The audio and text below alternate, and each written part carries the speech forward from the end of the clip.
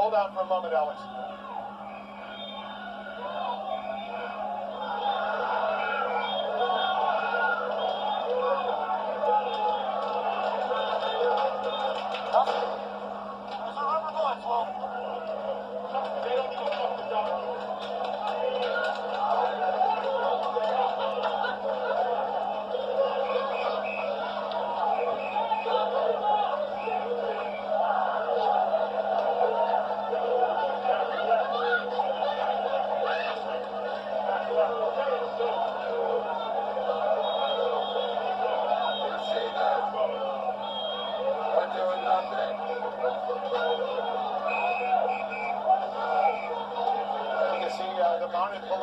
They're moving in, tear gas, rubber bullets. They're trying to disperse this crowd that had gathered very peacefully, and then all of a sudden the police start moving in to try to disperse the crowd.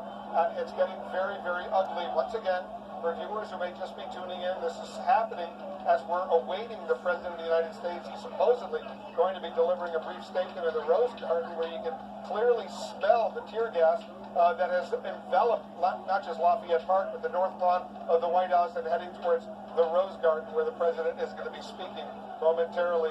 Don Lemon, I'm anxious to get your thoughts right now. This is not pleasant to even observe this right here in Washington, D.C., the nation's capital, as this is unfolding.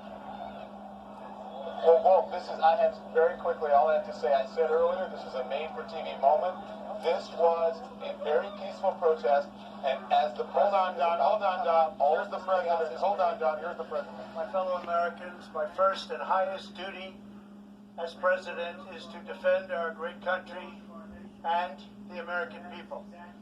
I swore an oath to uphold the laws of our nation, and that is exactly what I will do.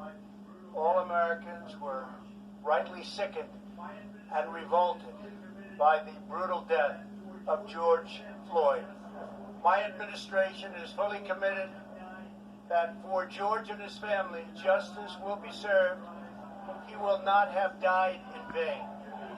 But we cannot allow the righteous cries of peaceful protesters to be drowned out by an angry mob. The biggest victims of the rioting are peace-loving citizens in our poorest communities. And as their president, I will fight to keep them safe. I will fight to protect you. I am your president of law and order and an ally of all peaceful protesters.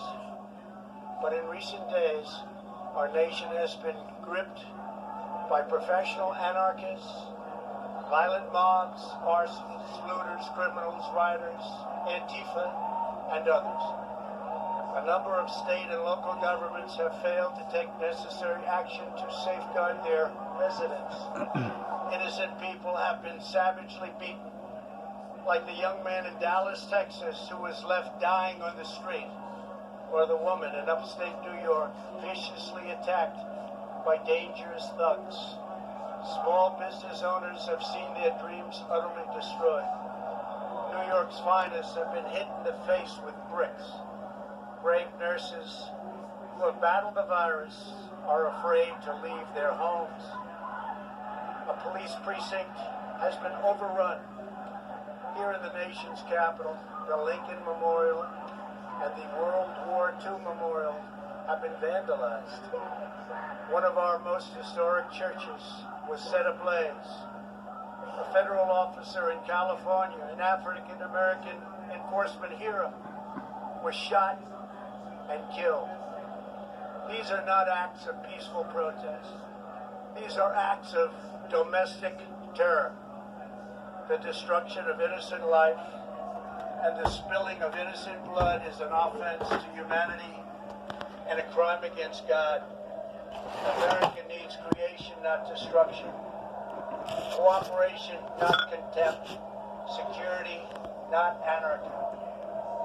Healing, not hatred. Justice, not chaos. This is our mission, and we will succeed. 100%, we will succeed. Our country always wins. That is why I am taking immediate presidential action to stop the violence and restore safety in America. I am mobilizing all available federal resources, civilian and military, to stop the rioting and looting, to end the destruction and arson, and to protect the rights of law-abiding Americans, including your Second Amendment rights.